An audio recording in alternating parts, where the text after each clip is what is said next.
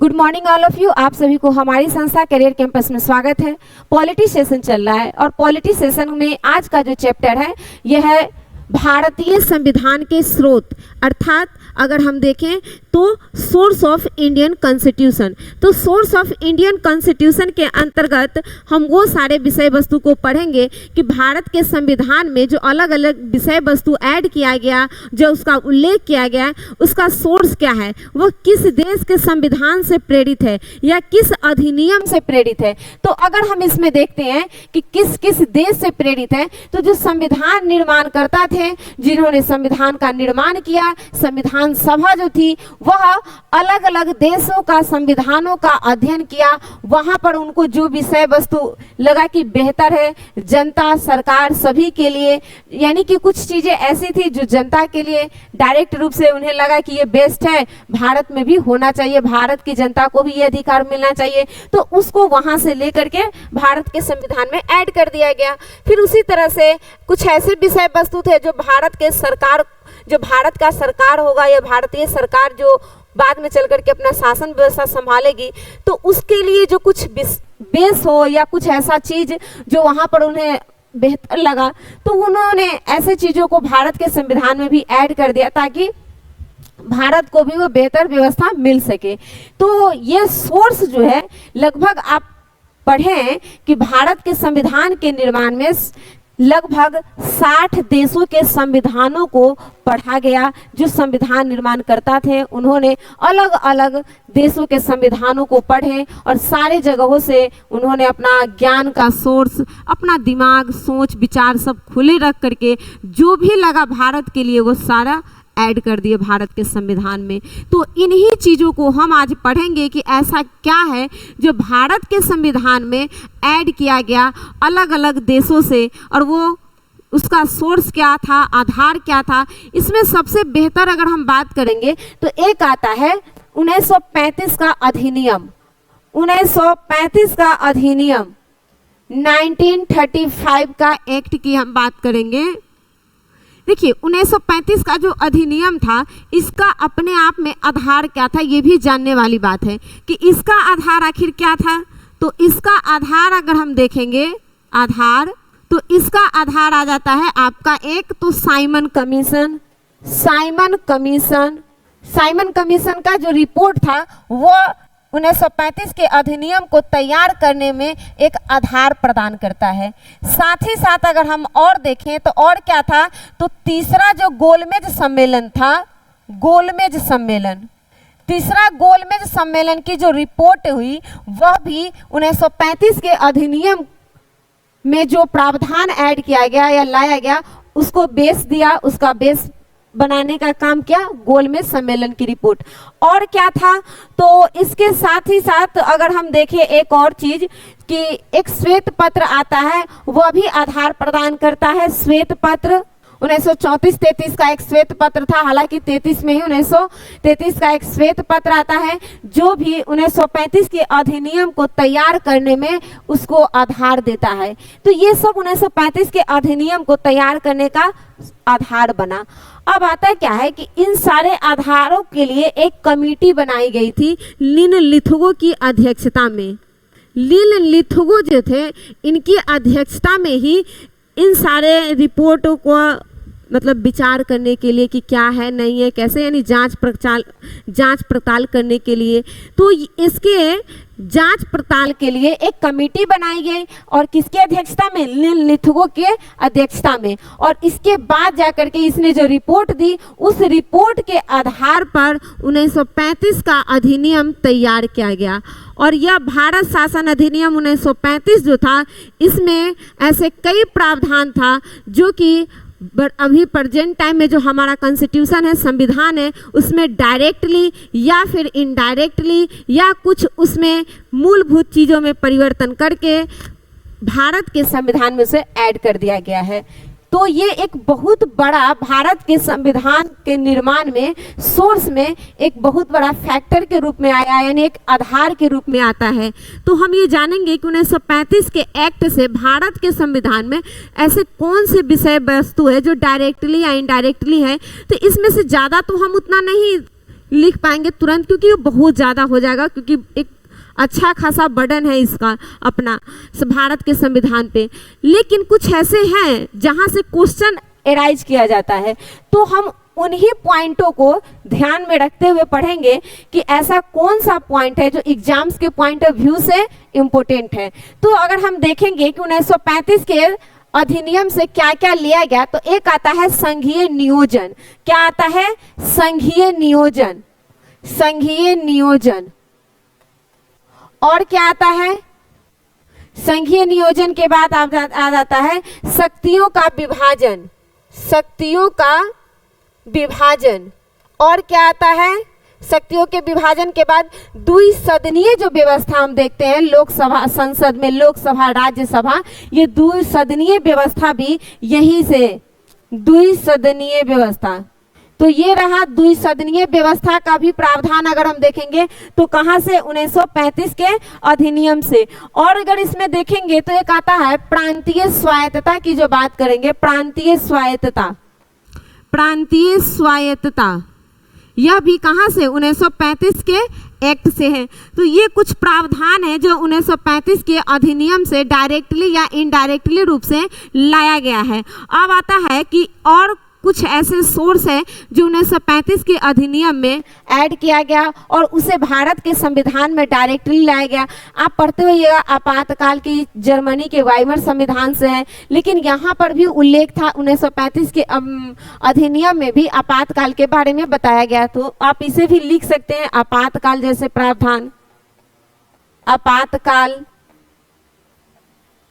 तो ये आप लिख लिए दो चार पॉइंट है जो कि यहाँ से निकलता है आधार 1935 के अधिनियम से, जो कि बाद में चल करके भारत के कॉन्स्टिट्यूशन के निर्माण में ये भी अपना योगदान देता है यह अधिनियम। अब आते हैं अलग अलग देशों के साथ कौन कौन सा विषय वस्तु भारत के संविधान में डायरेक्टली इनडायरेक्टली रूप से जोड़ दिया गया है। तो आगे की ओर हम बढ़ते हुए देखेंगे तो सबसे पहले आता है वो देश ब्रिटेन। अब देखिए ये जो ब्रिटेन है इसमें क्या है, आप सब जानते हैं कि भारत गुलाम किसका था? ब्रिटिश का। तो भारत गुलाम ब्रिटिश का है, तो भारत के जो संविधान या भारत की जो शासन व्यवस्था है उस पर एक अच्छा खासा प्रभाव रहेगा ब्रिटिशों का। तो इसीलिए भारत का जो संविधान निर्माण हो रहा था उस पर भी प्रभाव ब्रिटिश संसदों को ब्रिटिश संसद या ब्रिटिश के जो संविधान है वहाँ के जो व्यवस्था है उसको हम देखेंगे। तो यहाँ पर आता है कि ब्रिटेन से भारत के संविधान में क्या क्या ऐड किया गया। इसमें आता है संसदीय शासन प्रणाली। संसदीय शासन प्रणाली, भारत में संसदीय शासन प्रणाली है, तो ये संसदीय शासन प्रणाली के तहत ही, क्योंकि भारत में जो कानून बनाने का दायित्व सौंपा गया, किसको सौंपा गया है? संसद को, क्योंकि भारत में विधायिका, कार्यपालिका और न्यायपालिका जैसी व्यवस्था है। तो जो विधायिका है वह कानून बनाने का काम करती है, तो ये संसदीय प्रक्रिया के तहत ही बनाई जाती है। तो ये जो संसदीय प्रणाली है भारत में, ये व्यवस्था देखते हैं हम शासन व्यवस्था में, ये किस देश के संविधान से प्रेरित है? तो ब्रिटिश से। कहाँ से है? ब्रिटिश से। तो ये आपको क्लियर हो गया। नेक्स्ट अगर हम देखते हैं तो इसमें नेक्स्ट कह रहा है क्या कि कानून निर्माण की प्रक्रिया। अब देखिए जब भारत में कानून ही बनाने का काम कर रहा है संसद और वही प्रेरित है कहाँ से? ब्रिटेन से। तो हमारे देश में जो संसद के द्वारा कानून बनाया जा रहा है और इसमें जो लोकसभा, राज्यसभा है, इन सब के द्वारा जो बनाया जाए जो प्रक्रिया है वह भी कहाँ से है? तो ब्रिटेन से है। तो संसदीय प्रणाली और कानून बनाने की प्रक्रिया भी ब्रिटिश संविधान से प्रेरित है। अब आते हैं एकल नागरिकता। भारत में कैसी नागरिकता है? तो एकल नागरिकता है। तो भारत के विभिन्न क्षेत्रों में या विभिन्न राज्यों में, यूटी में, हर जगह पे जो भी नागरिक रह रहे हैं, जो भी लोग रह रहे हैं, वो सब कहाँ के नागरिक है? तो भारत के नागरिक है। अर्थात कि भारत के विभिन्न क्षेत्रों में या विभिन्न राज्यों में रहने वाले नागरिक लोग, व्यक्ति सभी भारत के ही नागरिक होते हैं। यहाँ पर दोहरी नागरिकता की व्यवस्था नहीं है, एक हरी नागरिकता है। केवल और केवल भारत की नागरिकता यहाँ दी जाती है, राज्य की नागरिकता नहीं होती है। यहाँ पर हम राज्य के निवासी होते हैं, न कि राज्य के नागरिक हो जाते हैं।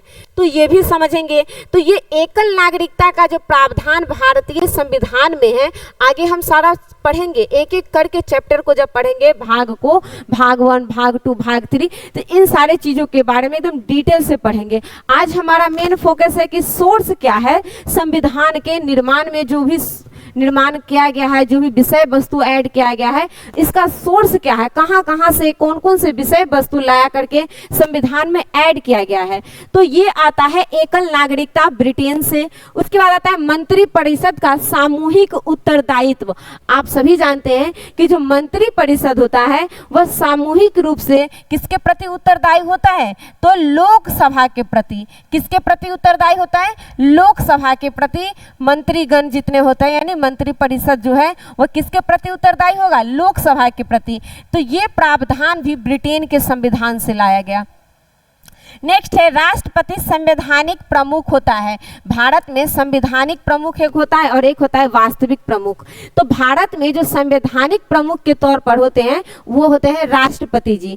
तो भारत में ये जो प्रक्रिया है कि संवैधानिक प्रमुख होंगे वो राष्ट्रपति होंगे और उनके अलग अलग प्रावधान जो भी ये शक्ति है, उनका नियुक्ति जो भी चीज़ है वो एक अलग अलग। तो ये बातें भी अगर हम देखेंगे कि संवैधानिक प्रमुख के पद जो पद बनाया गया राष्ट्रपति के तौर पे, यह भी कहाँ से प्रेरित है, तो ब्रिटेन से है। हालांकि ब्रिटेन में जो राष्ट्रपति होता है या वहाँ की जो महारानी होती है, उनका जो अपना एक प्रक्रिया है उसमें वंशानुगत प्रक्रिया है, लेकिन भारत में ऐसा कोई प्रावधान नहीं है कि वंशानुगत होगा यह पद। भारत में कोई भी पद वंशानुगत नहीं है।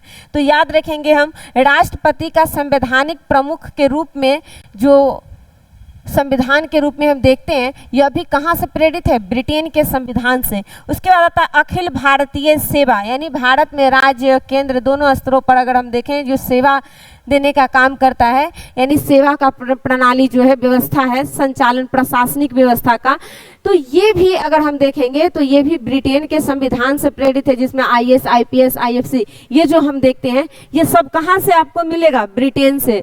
IAS, IPS ये सब जो देखें, IFC आप लिख सकते हैं।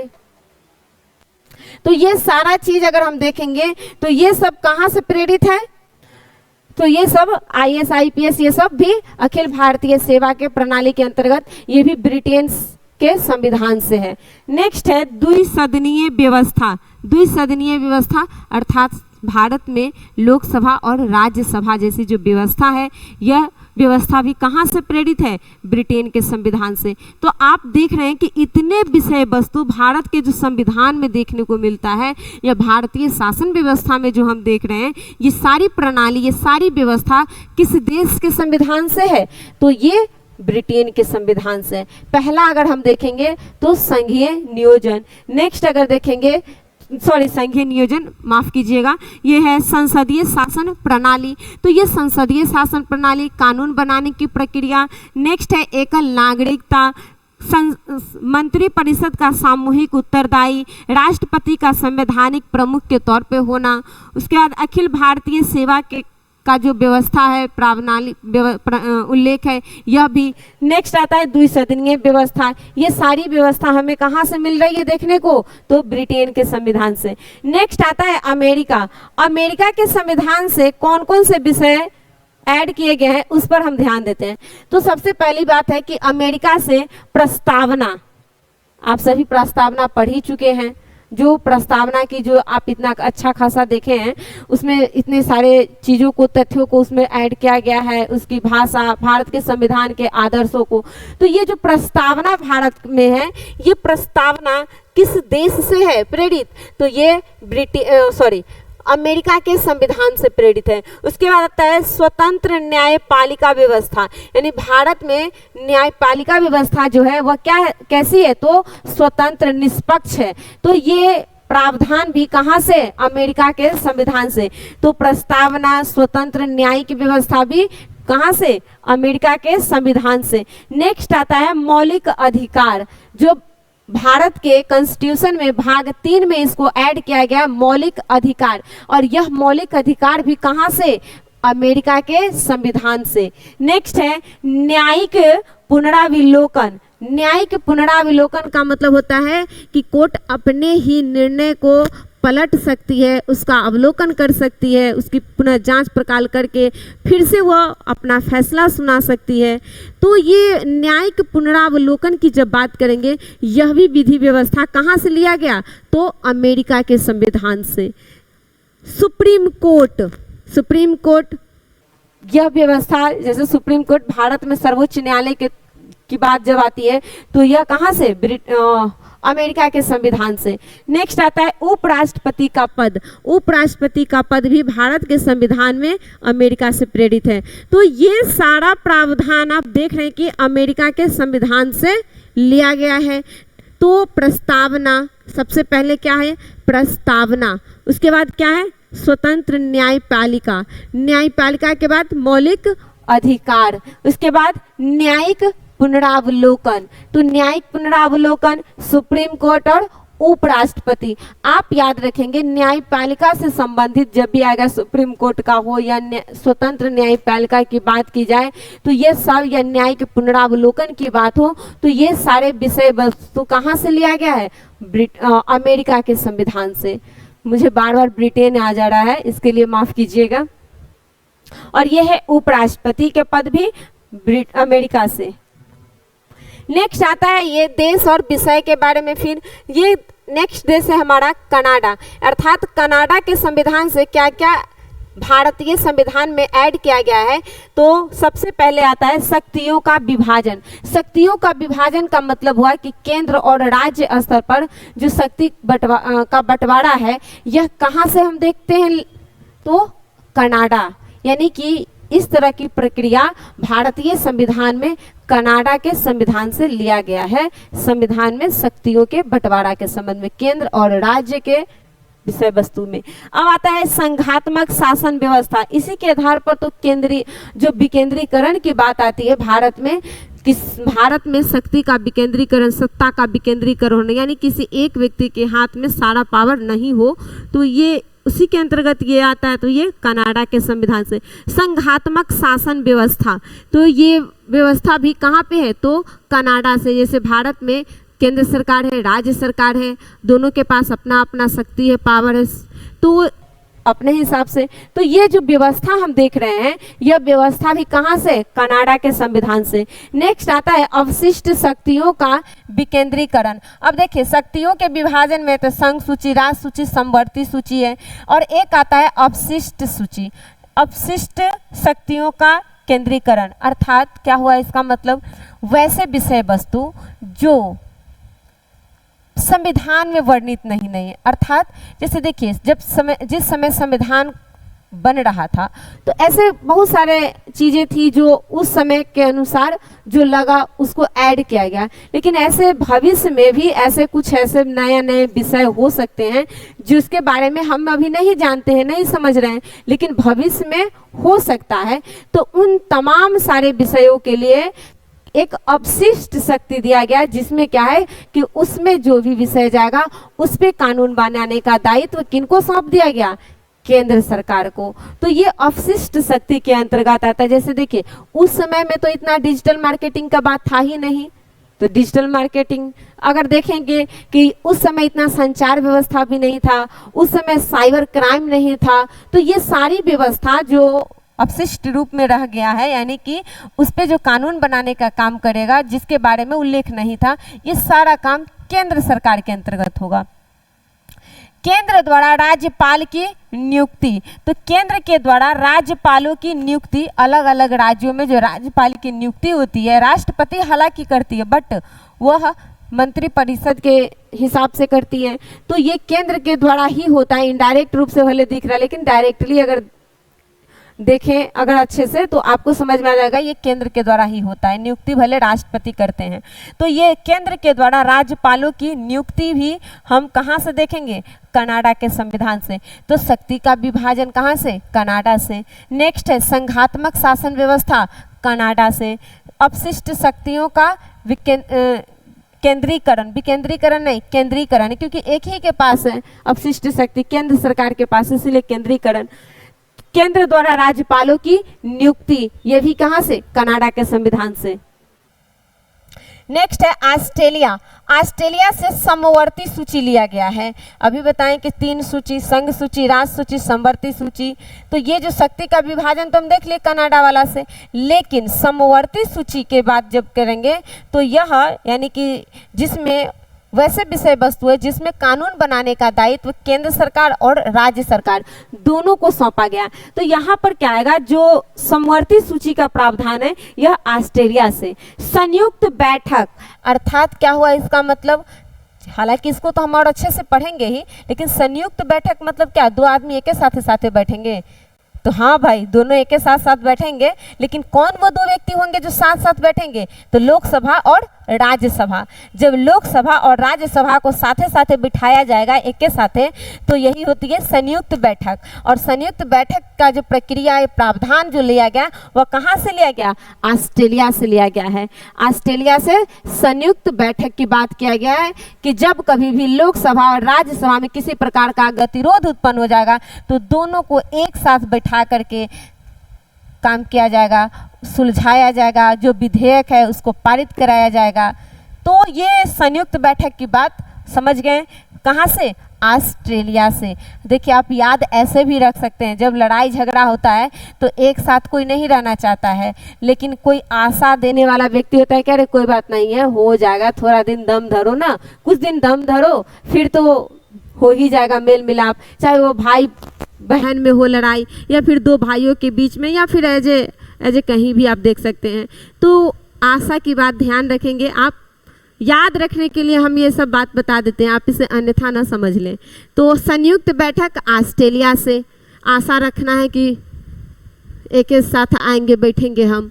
तो संयुक्त बैठक। व्यापार वाणिज्य समागम की स्वतंत्रता, तो ये व्यापार वाणिज्य और समागम की स्वतंत्रता कहाँ से लेंगे, ऑस्ट्रेलिया से। तो ऑस्ट्रेलिया से मात्र 3 चीज, पहला समवर्ती सूची, हालांकि एक और चीज आता है ऑस्ट्रेलिया से, संविधान की जो उद्देशिका है, प्रस्तावना, उसका जो लैंग्वेज है, भाषा है, वो भी ऑस्ट्रेलिया के संविधान से ही प्रेरित है। उसके बाद समवर्ती सूची, नेक्स्ट आ गया आपका क्या, संयुक्त बैठक, और व्यापार वाणिज्य के बारे में बात करेंगे तो वह भी ऑस्ट्रेलिया से। नेक्स्ट आता है जापान। जापान में विधि द्वारा स्थापित प्रक्रिया, विधि द्वारा स्थापित प्रक्रिया का जो प्रावधान है यह भी कहाँ से, तो जापान से। विधि द्वारा अर्थात जो भारत में कानून बनाने की जो व्यवस्था है, प्रक्रिया है, जो भी उस प्रक्रिया के बारे में बात किया जा रहा है। तो ये वाला बात है, विधि द्वारा स्थापित प्रक्रिया की बात कहेंगे तो कहाँ से, जापान से। नेक्स्ट आता है रूस। रूस से क्या क्या लेंगे, रूस गया है तो कर्तव्य को पालन कराना पड़ेगा। तो कर्तव्य, कौन, रूस, कर्तव्य का पालन कराना है। जो व्यक्ति रूस जाता है उसका कर्तव्य का पालन भूल गया है, उसको बनाकर अपने कर्तव्यों का याद कराना पड़ेगा। तो रूस से कर्तव्यों का पालन। नियोजन प्रणाली, नियोजन प्रणाली जो योजना वगैरह बनती है, इसके जो व्यवस्था प्रणाली है, जैसे पंचवर्षीय योजना पहले थी, तो ये सारा प्रावधान भी कहाँ से, रूस से ही। प्रस्तावना में न्याय का आदर्श, न्याय के आदर्श की बात करेंगे कि 3 प्रकार के आदर्श, सामाजिक, आर्थिक, राजनीतिक, ये तीनों जो न्याय का आदर्श आप देखते हैं प्रस्तावना में, यह कहाँ से, रूस के संविधान से। सामाजिक न्याय, आर्थिक न्याय, राजनीतिक न्याय, ये तीनों। तो आप याद रखेंगे रूस से, रूसे हुए व्यक्ति को कर्तव्य का भान होना चाहिए कि उनका पास कर्तव्य है, रूसना अपने जगह पर है बट कर्तव्य अपने जगह पे है। तो कर्तव्यों का बात करेंगे कि मौलिक कर्तव्य रूस से, नियोजन प्रणाली रूस से, प्रस्तावना में न्याय का आदर्श रूस से, और पंचवर्षीय योजना का प्रावधान भी रूस से। नेक्स्ट देखते हैं क्या कह रहा है, कौन सा देश है, दक्षिण अफ्रीका। दक्षिण अफ्रीका में संविधान का संशोधन। भारतीय संविधान में जो संशोधन की बात आती है, अभी अभी 130वां संविधान संशोधन बिल पारित करने, हालांकि अभी पारित नहीं हुआ है लेकिन लाने की बात हो गई है, अब तो देखिए क्या होता है। ये जो बार बार हम सुनते हैं कि संविधान में संशोधन हो रहा है, संविधान में संशोधन हुई होगी, तो ये जो बातें हैं यह कहाँ से हम लिए हैं, संविधान में, भारत में संविधान में, क्योंकि बिना संविधान के अगर कोई व्यक्ति या कोई संस्था कोई भी प्रकार का काम कर रही है तो वो संविधान से हटकर नहीं काम कर सकती है। अगर ऐसा हो जाएगा तो फिर उसके लिए न्यायालय व्यवस्था है, उसका ठिकाना लगा देगी। लेकिन हम जो संशोधन की बात कर रहे हैं कि संशोधन होगा भारत के संविधान में, यानी कि भारत में जो विषय वस्तु दिया गया उसमें कुछ परिवर्तन करने की बात की जा रही है, या फिर उसमें कुछ ऐड करने की बात की जा रही है, या कुछ यहाँ से हटा के वहाँ जोड़ा, अर्थात हुआ कि तोड़ फोड़ की बात कहा जा रहा है, उसमें रिकंस्ट्रक्शन की बात की जा रही है संविधान में, मतलब कुछ ऐसा चीज है जो जोड़ने है, हटाना है, रोज तोड़ फोड़ करने की बात है। तो ये जो तोड़ फोड़ करने की बात है, संविधान में संशोधन करने की बात है, यह कहाँ से लाए हैं? तो ये लाए हैं हम दक्षिण अफ्रीका से। कहाँ से लाएंगे? दक्षिण अफ्रीका से संविधान में संशोधन, जो कि आर्टिकल 368 में वर्णित है। नेक्स्ट आता है राज्यसभा में सदस्यों का निर्वाचन। राज्यसभा, भारत में संसद के 2 सदन है, लोकसभा और राज्यसभा। तो राज्यसभा में जो सदस्य हैं उसका जो निर्वाचन की बात हम करेंगे, उसका निर्वाचन भी कहाँ से? तो दक्षिण अफ्रीका से। राज्यसभा में सदस्यों के निर्वाचन किस तरह से हो रहा है, अलग अलग तरह से जो होता है, क्योंकि उसके सदस्यों के बारे में आप जानते हैं कि राज्यसभा एक उच्च सदन है, कभी भंग नहीं होती है। आगे हम पढ़ेंगे इसके बारे में पूरी तरह से डिटेल। तो इसमें जो मेंबर होते हैं वो प्रत्येक 2 वर्षों के बाद रिटायर होता रहता है, लेकिन उनके अगर ओवरऑल कार्यकाल देखेंगे तो 6 वर्ष होता है। तो ये जो निर्वाचन की जो प्रक्रिया आप देख रहे हैं उसमें किस तरह से उसका रोटेशन चलता है, ये सारी विधि व्यवस्था अगर हम देखेंगे तो कहाँ से है? दक्षिण अफ्रीका के संविधान से। नेक्स्ट आता है आयरलैंड। आयरलैंड के संविधान से क्या है? तो DPSP, direct principle of state council. तो ये जो है DPSP अर्थात राज्य के नीति निर्देशक तत्व या सिद्धांत, ये कहाँ से? तो आयरलैंड के संविधान से लिया गया है। राष्ट्रपति के निर्वाचन पद्धति, तो राष्ट्रपति का निर्वाचन किस तरह से होगा, इसके बारे में भी प्रावधान कहाँ से? तो आयरलैंड के संविधान से। नेक्स्ट है राज्यसभा के सदस्यों का नामांकन का नियम। राज्यसभा के देखिए, राज्यसभा में सदस्यों का निर्वाचन किस तरह से होगा? तो ये होगा दक्षिण अफ्रीका के संविधान के आधार पे, देख रहे हैं। लेकिन सदस्यों का नामांकन किस तरह से करना है, वह आधार अगर हम देखें तो वो कहाँ से है? आयरलैंड के संविधान से। नामांकन आयरलैंड आइएगा तो नामांकन आपका होगा, तो आयरलैंड से नामांकन, लेकिन निर्वाचन दक्षिण अफ्रीका से। अब राज्यसभा एक इम्पोर्टेंट आ जाता है, यहाँ से क्वेश्चन कई बार घुमा घुमा के पूछा जाता है। कभी पूछ देगा कि राज्यसभा कहाँ से लिए हैं, राज्यसभा में निर्वाचनों का सदस्य कैसे होगा, नामांकन कैसे होगा, किस देश से है, कैसे कैसे, तो वो तो है ही, लेकिन कहाँ से, सोर्स भी पूछ देता है। साथ ही साथ कभी ये पूछ देगा कि राज्यसभा में जो सदस्यों का मनोनयन होता है, राष्ट्रपति के द्वारा मनोनीत किया जाता है, वह कहाँ से लिया गया है, संविधान में इसका सोर्स क्या है। तो ये भी आप समझेंगे तो आप आसानी से इन सारे बारीकियों को समझ पाएंगे और आपके एग्जाम्स में क्वेश्चन गलत होने के चांस कम हो जाएगा। जर्मनी की बात करते हैं तो आपातकालीन उपबंध। आपातकालीन उपबंध जो है यह भी जर्मनी के वाइमर संविधान से लिया गया है कि भारत में संविधान अगर कोई ऐसी विपरीत परिस्थिति होता है तो आपातकाल लगाया जाता है राष्ट्रपति के द्वारा। इसके जो प्रावधान है, अलग अलग 3 प्रकार के आपातकाल है, तो ये सारे जो आपातकाल के प्रावधान की हम बात करेंगे तो ये कहाँ से लिए हैं? तो जर्मनी से। नेक्स्ट आता है फ्रांस।